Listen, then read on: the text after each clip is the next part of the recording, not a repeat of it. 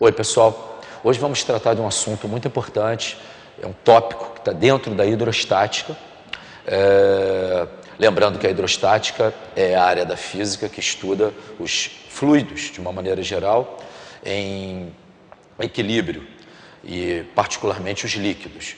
E existe um princípio chamado princípio de Pascal, que vai ser a base de várias máquinas, inclusive que nós temos hoje no dia a dia, e vários aparatos, em que, depois de várias experiências, Pascal verificou que quando você tinha acréscimos de pressão, né, exercidos num ponto, num líquido, por exemplo, essa pressão era distribuída, era transmitida integralmente a todos os outros pontos do líquido e às paredes do recipiente.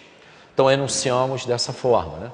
De uma maneira geral, o princípio diz isso. A pressão exercida em um ponto de um líquido em equilíbrio é transmitida a todos os outros pontos do líquido e às paredes do recipiente. Aqui está um desenho para mostrar, aqui está sendo exercida uma pressão através de uma força nesse ponto do líquido, e todos os outros pontos do líquido e as paredes percebem integralmente esse acréscimo de pressão exercido ali inicialmente. No dia a dia, temos várias aplicações do princípio de Pascal. Imediatamente a gente verifica nos automóveis. Não sei se você já parou para pensar que o automóvel é uma máquina que tem uma massa muito grande, em torno de 1 tonelada, 800 quilogramas, dependendo do automóvel. E nós exercemos, na realidade, uma força, né, muito pequena para parar esse carro, né? E por que isso? Porque se usa no mecanismo dos freios a disco o princípio de Pascal. Então, o que é feito? É exercida uma pressão num ponto, né, que é o pedal de freio, e essa pressão, através da força, é exercida, transmitida integralmente, né, a todos os outros pontos do duto.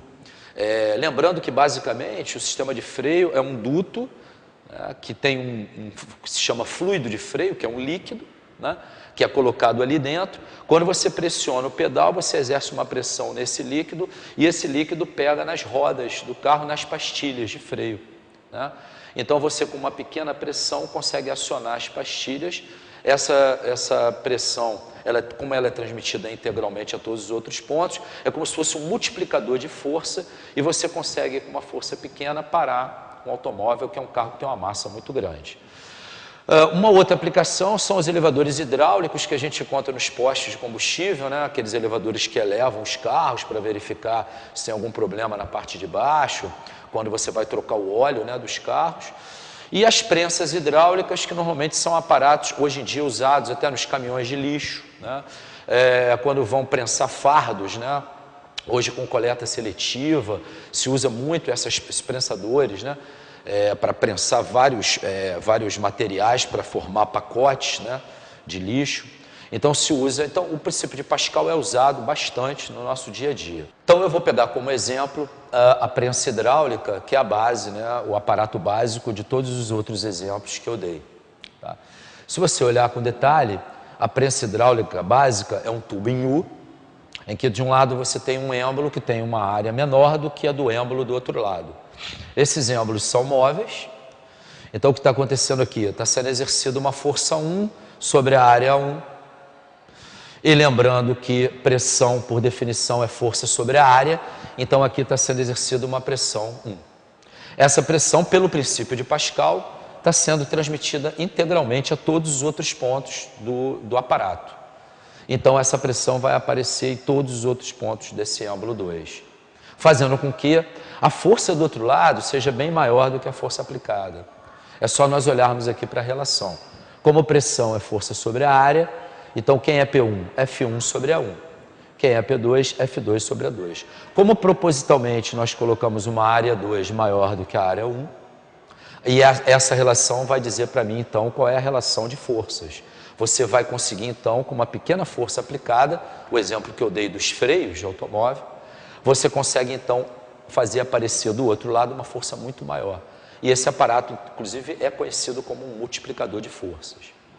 Usando também com relação ao volume deslocado, a relação que nós temos é que, quando você pressiona esse êmbolo, o líquido que estava desse lado de cá, do lado esquerdo, vai passar para o lado direito.